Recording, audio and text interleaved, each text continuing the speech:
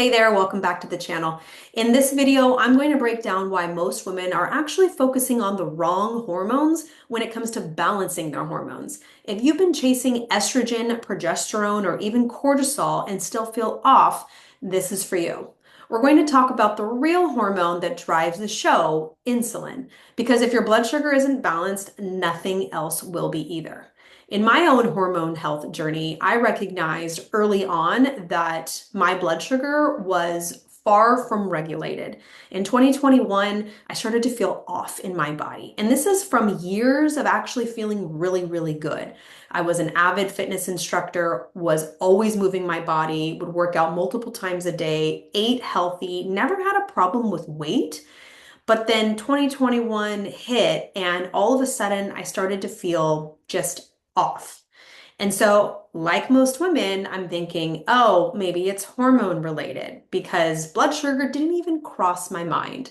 I was at the time 36, 37 years old. I'm like, diabetes, right? Like, these are the things that come into the mind of like, not me. But hormones, sure. So I went to a functional medicine doctor at the time that I was seeing for other reasons and asked him to test my hormones. We did a cortisol salivary panel that tested your cortisol AM, afternoon, and PM values. And we also tested my progesterone, DHEA, and testosterone levels. And when I got the results back, it showed mostly regulated cortisol, a little bit of HPA dysregulation in the middle of the day. But my progesterone was on the lower side and my testosterone was definitely on the lower side. So he, like most functional medicine doctors, decided to prescribe me DHEA supplementation as well as progesterone cream. I decided not to do the DHEA supplementation because I was afraid of acne. It is a common side effect when you supplement with DHEA and or testosterone. And I'm like, you know what? I'm dealing with bloating, low belly pooch, fatigue. I don't need to add acne on top of this, so I'm just gonna ignore that for now. I did try the cream, didn't really notice a whole lot. And so from that experience, I kept digging. I asked my PCP, let me back up. I asked my PCP to do a full lab workup for me. She refused because she didn't see a reason to do it. Again, this was around the time where I was still taking my health into my own hands, still trusting my doctors as much as I possibly could. But when going to my doctor, my primary care physician, about what I was dealing with, told her about the low belly weight gain, told her about the low energy, told her about just how I didn't feel as motivated, which is a symptom of lower testosterone. She said, "Welcome to perimenopause," as if like you're here, enjoy. There's nothing that can be done. Being the person that I am, I just don't take those types of answers as face value. I'm like, hell no, I will show you there is something to be done. This is not my fate. So I kept digging. She wouldn't run the test that I wanted to, so I figured out a way to do it myself. And I did. And I ran the tests. During this time, I was also getting certified to be an insulin resistant solution practitioner. So I was getting deep in understanding the mechanisms of blood sugar dysregulation because a lot of the hormone issues that we have as women very much mirror blood sugar dysregulation. Okay. And so when I got my blood work done. I bought not a continuous glucose monitor. I bought a glucose meter, the finger prick monitors. I started testing my blood sugar. I got my blood sugar values back, my CBC, my all of my complete metabolic panel, my lipid panel, everything that I ran back. I was definitely showing early signs of insulin resistance. And then when I tested my blood sugar after meals, according to the protocol that I was taught in my practitioner training, it shocked the hell out of me. Simple meals, rice, chicken, veggies. My blood sugar was going way outside of healthy range from the baseline that I was at. Which was, anytime we find out something not so great about our health, it's kind of like a depressive moment where you're like, wow, this sucks. And meanwhile, I'm thinking, I'm healthy, I'm exercising, I'm doing the best that I can physically, I'm doing more than most, and I'm seeing these issues. Jesus, like, no wonder why a lot of the population, most of us out there are just not in optimal health. I'm doing all of the right things and I'm still seeing this issue. Now, let me preface by saying I do have strong predisposition for diabetes in my family. So it's not surprising to me, but at the time, it was a kick in the pants because I'm like, people that look at me would think she's thin, she's fit, she's motivated, she's driven, like she's super healthy. Well, unfortunately, the outside doesn't always match the inside. So I'm sitting here and I'm like, wow, this is a problem. Well, I, in normal fashion, kept learning about this and kept like trying to figure out how is this related? Is it related to my sex hormones, estrogen, progesterone, testosterone, right? So one thing I want to make sure that I educate you guys on today is that insulin is a master hormone. Most people think of it as like the diabetic hormone. So it's not just about blood sugar or diabetes. It's literally like the boss of your hormone system. If insulin is out of balance, it throws off estrogen, progesterone, testosterone, and cortisol. It affects everything: ovulation, metabolism, inflammation, and fat storage. So, and I'm seeing a shift in the society, obviously, with all the continuous glucose monitors companies coming online and marketing to us, right? Clearly, we're waking up to the fact that insulin resistance is not just a diabetic problem, it's an everybody's problem. I mean, statistics you've probably heard are 97% of the population are metabolically unwell. 1 in 3 people have prediabetes right now in America, and 80% of those people have no clue. No clue. And so, if I drive nothing home today, that is something I want you to keep in your mind is that all of us are going towards insulin resistance. All of us are moving towards that. That's just a part of aging. But many of us, if not all of us, are doing things that are accelerating aging and not just aging on the inside, but aging on the outside. Insulin resistance, high insulin, blood sugar dysregulation affects your appearance. It causes more inflammation, which is going to cause accelerated aging of the skin, of the eyes, of the hair, of the nails. So this is an important point for everybody, okay? Blood sugar imbalances disrupt all of the hormone harmony, okay? Blood sugar roller coasters are going to give you glucose or cortisol spikes. Okay, it's going to increase that adrenaline rush, which is going to increase inflammation. Now, cortisol is, I feel like it's a villain. A lot of people talk about it as it's bad. Cortisol is actually good. It's a regulatory hormone. Okay, the problem is when we have chronic levels of secretion of cortisol. And this is usually due to two main things. Actually, I'll call it three at this point in how I see things more often in my practice. Number one, blood sugar dysregulation. When you are eating foods that are your body's having a hard time with breaking down and utilizing or shuttling the glucose into the system, like refined processed food, sugar, even whole carbohydrates, complex, can affect the blood sugar, and you just don't realize it. When that happens, the body floods the system with insulin because having high blood sugar in the vessels is very dangerous. And so our body knows that. It's always looking to be like homeostatic, right? So it floods the system with insulin, usually overcorrecting, and that's going to drop the blood sugar too low generally, which is going to increase the cortisol production because your body, again, is always looking for homeostatic, being in a homeostatic state. So blood sugar or insulin is going to drop the blood sugar. Cortisol's job is to raise it. Okay, it's going to raise it. So it's going to cause cortisol spikes, sleep issues, mood swings, cravings. And for some women, it's going to increase androgens. And androgens for women are testosterone. Worsen symptoms like acne, hair loss, irregular cycles. And when I look back to 2021, that is when the acne started for me. That is when I noticed, and I never struggled with acne in my life. But I started noticing more acne around the chin, more acne around the forehead, sides of head, and then even down in my neckline area.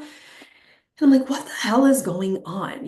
37 seemed really early to be perimenopausal, even though I know we all say 35 and up. I don't really know when I would go into menopause because both my mom and my grandma went and got their uteruses removed in their mid 30s due to large fibroids. So I'm kind of like Not sure when I'd go into menopause, right? But it felt really early for me. But I fell into the hormone trap of wanting to fix my hormones when in reality, what was happening, what was instigating, what was the precursor to all of this was blood sugar. And I want to show you a really cool graphic that I created um, that I think personally, I just love visual aids, and I think you will too. So I want to share this with you. So this is a hormone pyramid. Okay, and this just gives you an idea of how I practice as a functional nutrition practitioner with women. Don't necessarily worry about all of the symptoms meaning diagnoses, weight gain, all the stuff that you guys see in light blue. Focus more on the actual pyramid itself, okay? So your hormones are built on a foundation. Now, with that said, there's nuances to this. They all influence each other. But when you're working to improve your hormone balance as a woman, even as a man, but my audience is 99% women, you have to make sure that your foundation is solid, okay? No cracks. The foundation really begins with blood sugar balance. And to be completely frank and honest with you, this is the one thing that we have control over in a given moment and day. You don't really have control over your thyroid, your estrogen, your progesterone, your testosterone, hormone, and even cortisol to a degree in the moment. But with blood sugar, insulin, you do because of what you're going to put in your mouth or what you're not going to put in your mouth or drink. There's lifestyle factors that are going to affect blood sugar as well, sleep, exercise, hydration. But food, we do this all day, every day. Most of us eat multiple times a day, sometimes too many times a day. But that is a lever that is incredibly powerful for us to control. So when working with a client, and let me tell you, like I said, 97%, if not more, of the women that come to me have blood sugar dysregulation, okay? No matter how healthy they're eating. You have to start with blood sugar, okay? And insulin and glucagon are your two levers that help with blood sugar control. And then you have cortisol. So if you're a woman that has ever tried to use like ashwagandha, rhodiola, holy basil, or any of the adaptogens out there, mushrooms, adaptogens, maybe felt a little bit better, but not quite fully there, likelihood is that your blood sugar is still not stable enough. Okay. So once we get that bottom tier um, addressed, and it's not like you set it and forget it. It's not like, okay, I fixed it and now you never have to worry about it again. I teach women the tools to not only build the right type of meals for your body, your energy levels, and where you are in your hormone journey, but I also help you understand the levers, the lifestyle factors, the areas in which are going to affect this base pyramid, okay? So that you're really always looking through the lens of how is this going to affect my health, aka my cortisol, my blood sugar. Um, this question needs to be asked all day, every day. And eventually it becomes second nature. And then from there, then we'll consider thyroid. So here's what I see happen a lot. A lot of women come to me with some type of thyroid disease or thyroid issue. Hashimoto's is the autoimmune thyroid. Okay. It's when your body's attacking the thyroid, and from an immune system perspective. And then there's hypothyroid and hypo and hyper. I would say hypo is the most common, where you just have low thyroid output. Okay. Most doctors are putting their patients on levothyroxine or Synthroid or some type of TSH or T4, TSH, T4 combination and saying, okay, here, but they're still having symptoms, hair loss, fatigue, weight gain, constipation. And they're like, okay, I'm on medication and I still feel like crap. What's going on? Well, your doctor in the 20 minutes that you probably met with them and they wrote the script did not counsel you on the other hormones that are going to play or dance with or maybe support thyroid. So if you're only on medication, but you did not address this base, okay, you're taking the medication, but you did not address the base, you can see that medication is only going to take you so far. Okay. And then the top tier. This is where I think the majority of social media right now is completely obsessed with estrogen, progesterone, testosterone, HRT. And don't get me wrong, I think HRT is something that we need to keep talking about. It is a support that women need and have needed for years, but because of unfortunately studies that weren't incredibly accurate. We have been very scared as women to embark in the HRT journey. There's a time and a place for HRT, but much like thyroid hormone replacement, if you're not focused and not aware and not actively working on controlling and living an insulin controlled life that's going to affect cortisol, thyroid, it's not going to do a whole lot for you if you're on HRT, right? Same thing with thyroid. So if you're on HRT, but your thyroid's not addressed, it's going to have the same effect. It's a cascading effect here. So you really want to think about building your hormone balance on this pyramid, starting with blood sugar, mastering that. And let me tell you this. If you master the base, a lot of the things above it work itself out. And there's a reason for that. Because, for instance, let me give you a really good example of this and bring it back to my story. When insulin is all over the place, it usually means your blood sugar is all over the place, right? Or insulin's elevated. Okay. So insulin and cortisol are very tightly coupled together. That's why they're at in the base of the pyramid together. Okay.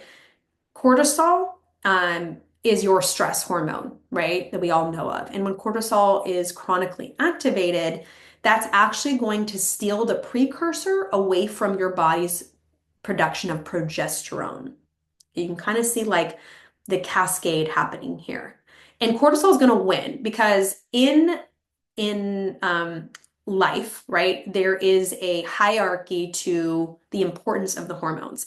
Progesterone, estrogen, testosterone, not very important when your life's on the line, meaning fight or flight, cortisol, that fight or flight hormone, right? It is more important for you to run away from danger than it is for you to make a baby. Makes sense, right? So your body has mechanisms in place where if cortisol is being requested, it thinks your body's under attack. It's going to put baby making, reproduction on the back burner. So there's fail safes for your body to say, okay, no progesterone is going to get, created from this precursor hormone. We're going to give it all to cortisol pathway. So looking back at my journey, I'm like, this makes sense why my progesterone was low at the time. Think about what was going on in 2021. Pandemic, kids were home doing Zoom. I definitely was drinking more alcohol. I definitely was eating out more often. Stress on the body. I was working out still, but not nearly to the extent. I wasn't leaving the house, right? Like just being cooped up. I don't know, my house is like 1,400 square feet. I live in the Bay Area. This is pretty normal here. It's a lot. It's a lot. And it made sense where not just blood sugar was dysregulated for me, but cortisol. And when you think about backing it up, in my practice, root cause medicine, root cause nutrition, lifestyle, it's always what was the first domino to be flicked. And in my case, I am very, very certain that one of the first dominoes that were flicked in my life was cortisol and blood sugar, insulin. Okay, so I'm hoping that this visual was very telling for you. So a couple things that I want to talk about in terms of stabilizing your blood sugar, right? So we want to start with food. You always want to start with food, like I said, because food is going to be the most common thread throughout your day. Protein-rich breakfast, number one way you can do this. Okay, number one way. Balanced meals, always looking at like, is there one food that's overpowering the rest of it? And in some cases, it's actually okay. Vegetables and protein are the two I would say which should be the most prevalent on your plate. Because at the end of the day, carbohydrates are definitely necessary for a lot of things, for putting on weight. Especially if you're a woman that has not enough weight. We do want a little bit of weight on the body, especially as we get into late perimenopause, because, and maybe I need to create another video for this just so it's not overwhelming for you guys, but you want a little bit of fat on the body for many reasons. One, it protects the bones, right? Especially if you fall as an elderly human being. But also your fat storage is an endocrine hormone. So as you go into menopause, your estrogen drops. And if you aren't going to do HRT, if you aren't going to replace those hormones, your fat storage, and this is like the extra 3 to 5 pounds, I would say. If you're 20 pounds overweight, that's not normal. But extra 3 to 5 pounds above your baseline, your maintenance that maybe you were for years until you hit like 45, 55, that's actually normal. There's studies that are showing this now because of many reasons. Like I said, the supporting of the soft tissue, the supporting of the organs, supporting of the bones if you fall, but also because that fat tissue is an endocrine hormone and it's going to continue to produce that little bit of estrogen that we need to survive for our bodies, for cognition, for insulin sensitivity, right? So a little bit of fat is okay. It's the 10, 15, 20 and plus pounds is where we see that's more of a metabolic dysfunction issue, okay? But you want to start with high protein, lots of veggies, using your carbohydrates as needed because it's fuel, it's quick fuel for the body. You want to avoid long gaps without food during the healing phase. So if you do have blood sugar dysregulation, and again, if this is something where you're like, I think I do, but I'm not sure, you come into my world, we do an assessment, we figure out where your foundation has cracks, and then I give you a plan, a personalized custom plan for your body where you're not guessing and you're able to figure out exactly what steps you need to take in order to improve your hormone balance, starting with blood sugar. So you do want to avoid long gaps without eating. When I say long gaps, I mean like going from like 10 a.m. to like 4 p.m. That's too long of a gap. But you also don't want to eat too frequently. There is an art to this. And you want to think about tracking energy, mood, cravings, not just calories, right? So biofeedback is way more important than how many calories am I eating or how many, those numbers are important and there's a time and a place to start looking at the values of the food, but it's more, how's my energy? Am I getting headaches in the afternoon? Am I getting headaches after meals? Am I craving sugar? Am I the person that's like every time after a meal, I start looking for a treat or something crunchy? These are all signs of blood sugar dysregulation. And if you have weight in the belly that has been stubborn, hard to lose, belly, low belly, hips, thighs that again weren't part of who you were, those are all signs that you have insulin resistance. And if you have belly fat at all, beyond, like I said, a couple pinches or so, that is a sign of insulin resistance and it needs to be taken care of. So I'm hoping that this video gave you some things to think about. And to also recognize that if you have been chasing progesterone, estrogen, testosterone, or even thyroid, and you haven't even really given it too much thought about blood sugar, meaning okay, maybe you don't eat a lot of sugar. This is what I hear a lot with women. I don't eat a lot of sugar. I really don't eat pastry. I don't eat cookies. And I'm like, that's great. That's step one. But that does not mean your blood sugar is balanced. No, that does not mean and is not a guarantee that your blood sugar is stable. Like I said, women that come to my practice are not eating cookies all day long or running through the drive-through at McDonald's. They're eating moderately healthy, balanced meals, and they're still seeing this. And food is a part of it. There's other, like I said, there's other triggers, levers that are going to cause insulin resistance over one person's life. But that is one area that you, again, have control over more often than not in the moment. So if you've been chasing these hormone imbalances, but still feel stuck, I really hope this video helped you and started to see why that insulin and blood sugar is non-negotiable. It's the root of so many symptoms. And when you support it, you really will start seeing change. And if you're ready to dig deeper, I do have a free resource for you down below. It's my essential lab guide for women. I actually help you understand if you've gotten lab work done or if you're about to, where your numbers should be in functional range. If they're out of the functional range, that is a clue that you have early likely blood sugar dysregulation slash insulin resistance. Okay. And it's, by the way, this is not a diagnostic tool. This is just a tool to help empower you. And if you're more ready for personalized support, I want you to stop guessing and I want you to start actually getting on the plan that's going to help you. Okay. I want you to check out my root cause review protocol. So you can send me an email. You can check my email at the show notes below. You can find me on Instagram at BeBodyEmpowered. But the RCRP would be a perfect place for you to start. And before you leave, don't forget to like, subscribe to the channel, and share this with any other women out there in your life that you think they could use this information, especially if you feel like you have girlfriends who are equally spinning their wheels. I will see you in the next video. Take care.